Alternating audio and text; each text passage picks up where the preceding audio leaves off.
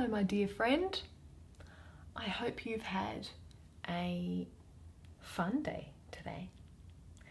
Is there a moment you can think of that was different or fun than the usual day? What could be mine?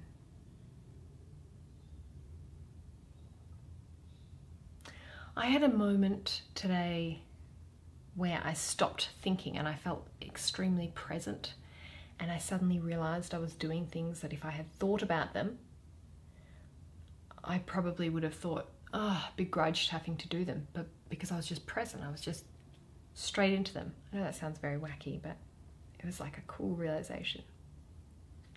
So let's get reading.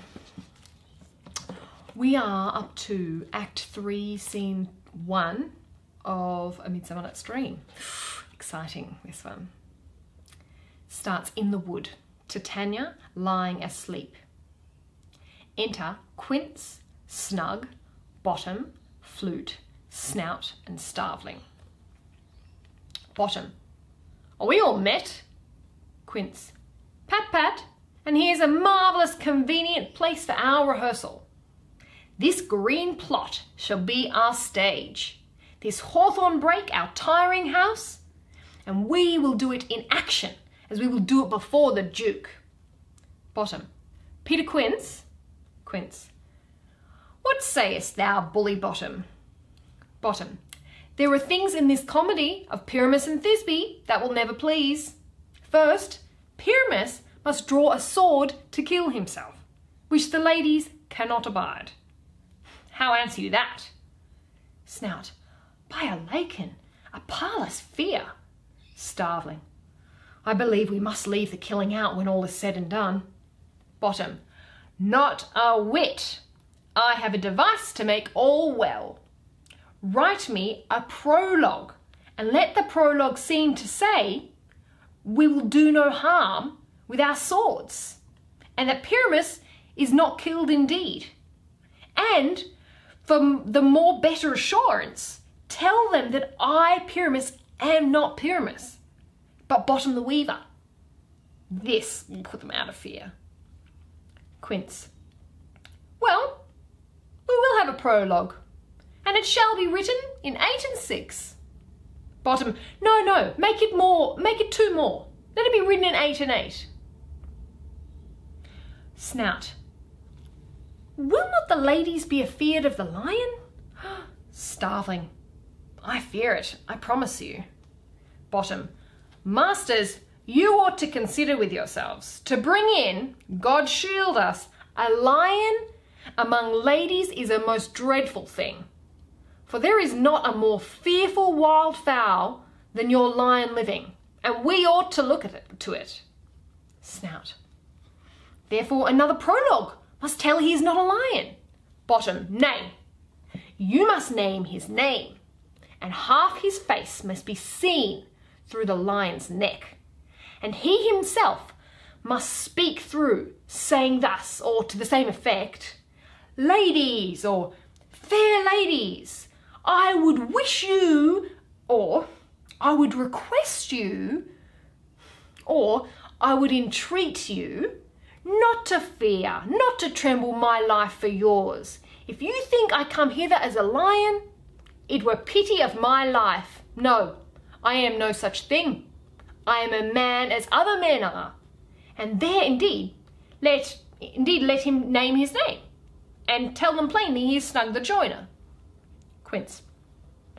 Well, it shall be so. But there is 2 hard things. That is, to bring the moonlight into a chamber. For you know, Pyramus and Thisbe speak by moonlight. No, meet by moonlight. Snug. Doth the moon shine that night we play our play? Bottom. A calendar! A calendar! Look in the almanac. Find out moonshine. Find out moonshine. Quince. Yes, it doth shine that night. Bottom. Why, then may you leave a casement of the great chamber window where we play open, and the moon may shine in at the casement. Quince. Aye, or else one must come in with a bush of thorns and a lantern, and say he comes to disfigure or to present the person of moonshine. Then there is another thing. We must have a wall in the great chamber, for Pyramus and Thisbe, says the story, did talk through the chink of a wall. Snug, you can never bring in a wall. What say you, Bottom?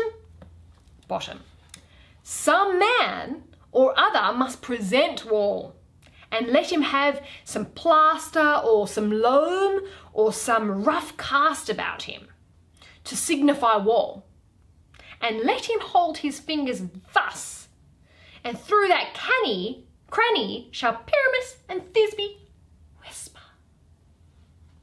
Quince, if that may be, then all is well.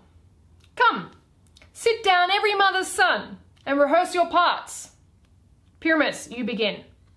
When you've spoken your speech, enter into that break, and so everyone according to his cue. Enter Puck behind.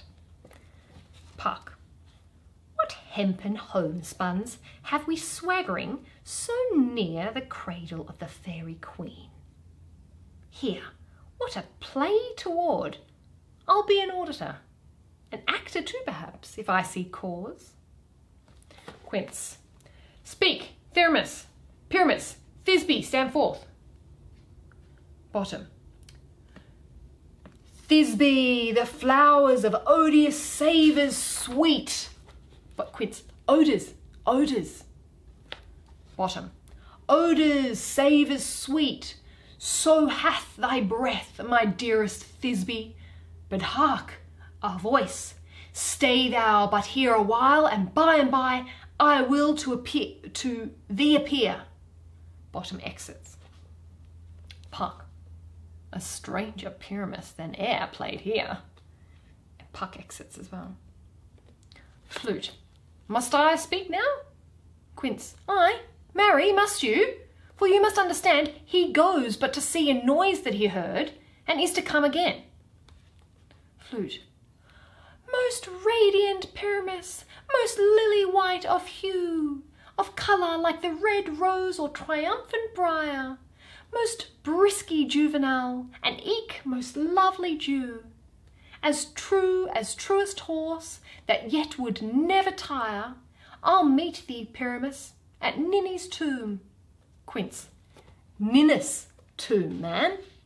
Why, you must not speak that yet, that you answer to Pyramus. You speak all your part at once, cues and all.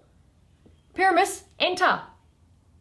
Your cue is past, it is never tire. Flute, oh, as true as truest horse that yet would never tire. Enter Puck and Bottom with an ass head. Bottom, if I were fair Thisbe, I were only thine. Quince, oh, monstrous strange, we are haunted. Pray, masters, fly, masters, help. Exit. Quince exits with Snug, Flute, Snout and Starveling. Puck, I'll follow you. I'll lead you about around through bog, through bush, through brake, through briar.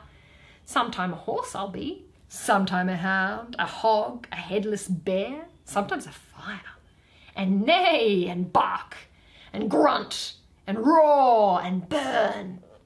Like horse, hound, hog, bear, fire, at every turn. Puck exits. Bottom, why do they run? This is a knavery of them to make me afraid. Enter Snout. Oh, Bottom, thou art changed. What do I see on thee? Bottom, what do you see? You see an ass head of your own, do you? Exit Snout. Enter Quince. Quince, bless thee, Bottom, bless thee. Thou art transformed. Quince exits. Bottom, I see their knavery. This is to make an ass of me, to fright me if they could. But I will not stir from this place. Do what they can. I will walk up and down here, and I will sing, that they shall hear I am not afraid.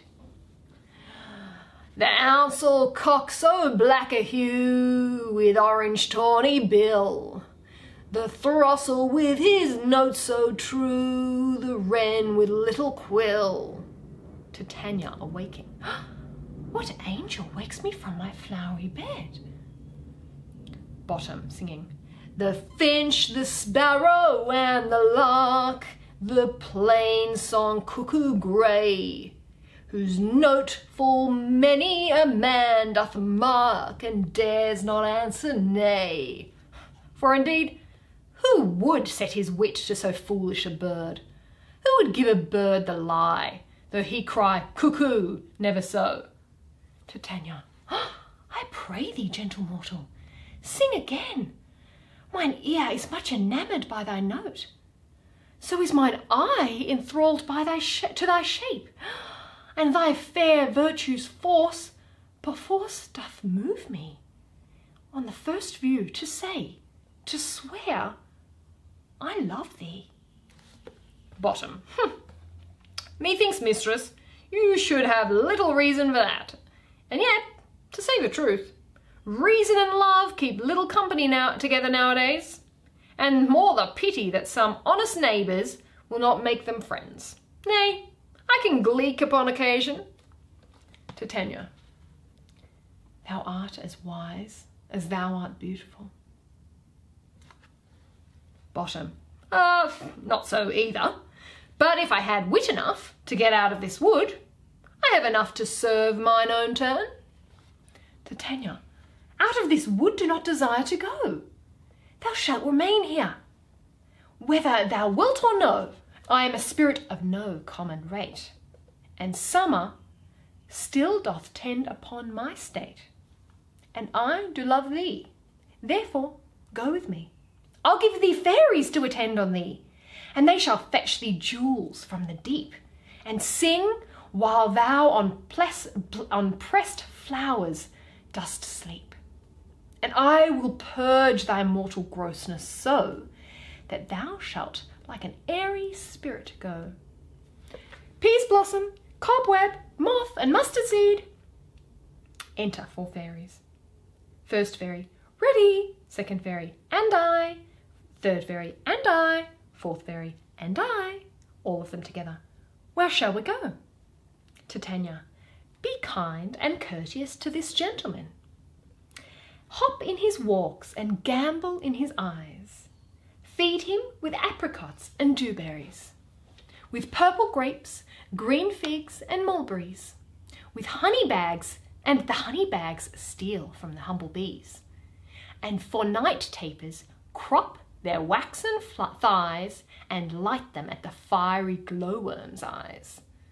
To have my love to bed and to arise, and pluck the wings from painted butterflies to fan the moonbeams from his sleeping eyes. Nod to him, elves, and do him courtesies. First fairy, hail, mortal. Second fairy, hail. Third fairy, hail. Fourth fairy, hail. Bottom, I cry your worship's mercy heartily. I beseech your worship's name. Cobweb, cobweb. Bottom, I shall desire you of more acquaintance, good Master Cobweb. If I cut my finger, I shall make bold with you. Your name, blessed gentleman? No, your name, honest gentleman? Peas blossom, peas blossom. Bottom, I pray you, commend me to Mistress Squash, your mother, and to Master Peascod, your father. Good Master Peas blossom, I shall desire you of more acquaintance too. Your name, I beseech you, sir. Mustard seed, mustard seed. Bottom, good Master Mustard seed, I know your patience well. That same cowardly, giant-like ox beef hath devoured many a gentleman of your house. I promise you, your kindred hath made my eyes water enow. I desire you more acquaintance, good Master Mustard seed. Titania, come, wait upon him, lead him to my bower. The moon, methinks, looks with a watery eye, and when she weeps, weeps every little flower, lamenting some enforced chastity. Tie up my love's tongue, bring him silently. Excellent. that's the end of Act 3, Scene 1. Churning through it, aren't we? I'll see you all next week for Act 3, Scene 2. See you then.